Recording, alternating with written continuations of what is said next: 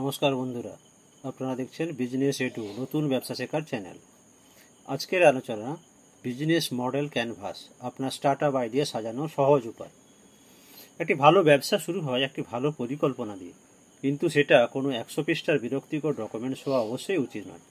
আপনার পুরো ব্যবসার পরিকল্পনা মাত্র একটি পাতায় সাজানো দরকার, আর আপনিও আজ থেকে সেটি করতে পারবেন। এই ভিডিও থেকে আপনি শিখবেন কিভাবে বিজনেস মডেল ক্যানভাস ব্যবহার করে আপনার আইডিয়াকে স্পষ্ট কার্যকর পরিকল্পনায় রূপ দিতে হয়।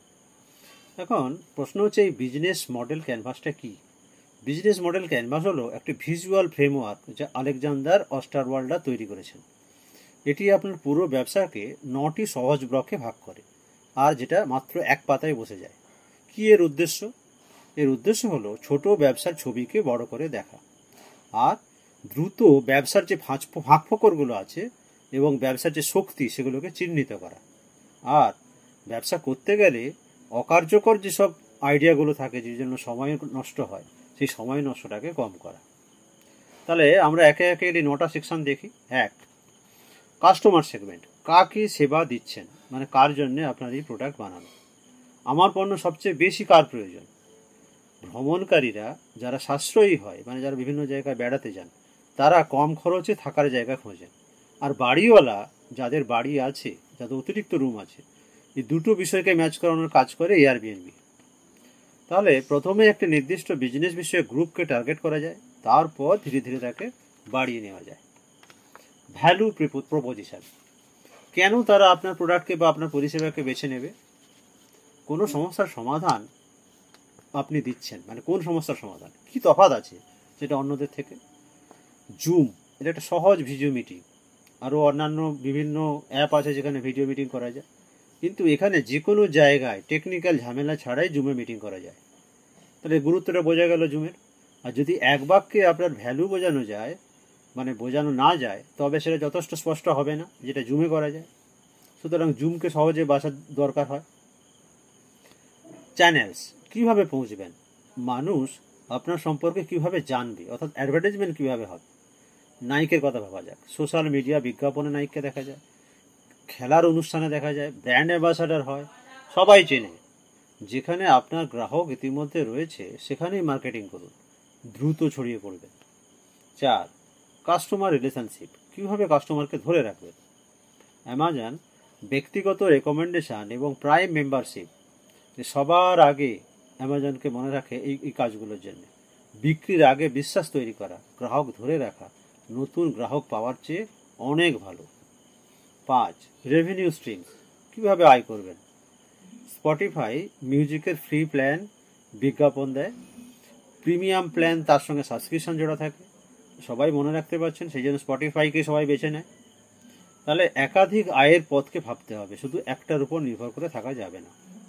কি রিসোর্সেস, কি প্রয়োজন। টেসলা ব্যাটারি প্রযুক্তি, ডিজাইন টিম, চার্জিং নেটওয়ার্ক, নিজের মডেল এস্টাবলিশ করতে যা যা দরকার কিছুই বাদ রাখেনি। আর এই সব যদি একজন কাস্টমার একসঙ্গে পায়, সে তো সন্তুষ্ট হবেই।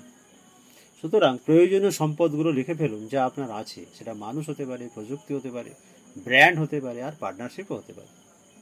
7, কি অ্যাক্টিভিটিজ, প্রতিদিন আপনার ব্যবসার জন্য কি কাজ করবেন।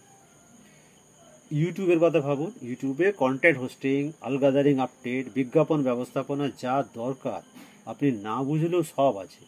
শুধুমাত্র সেই কাজ করুন যা সরাসরি ভ্যালু জুড়ে দেয়, সেটা আপনার প্রোডাক্টের ক্ষেত্রে অবশ্যই দরকার।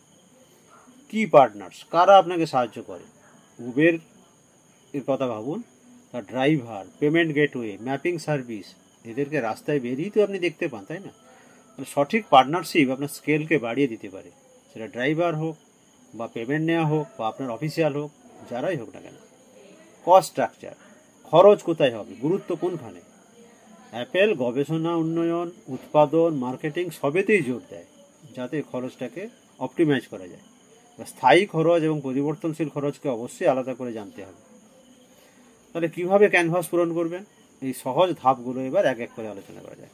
1, কাস্টমার সেগমেন্ট ও ভ্যালু প্রপোজিশন দিয়ে শুরু করুন। 2, এরপর চ্যানেলস ও কাস্টমার রিলেশনশিপ পূরণ করুন। 3, রেভিনিউ স্ট্রিমস, আয়ের পথ। 4, কি রিসোর্সেস, কি অ্যাক্টিভিটিজ এবং কি পার্টনার্সকে যোগ করে দিন।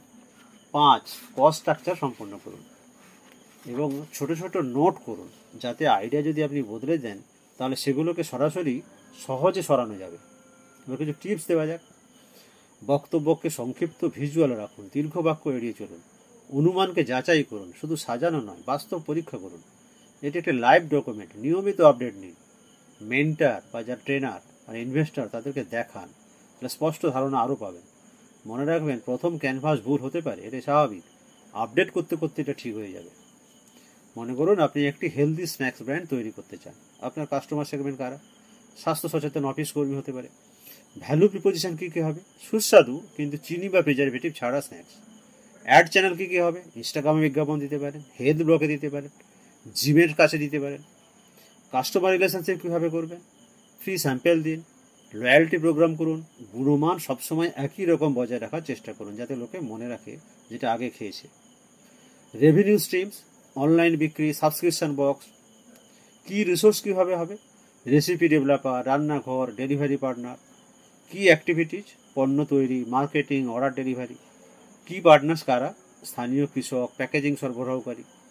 কস্ট স্ট্রাকচার কীভাবে হবে? কাঁচামাল, কর্মী, মার্কেটিং, লজিস্টিক, এদের উপরে যত কম খরচ করা যাবে তার উপরে।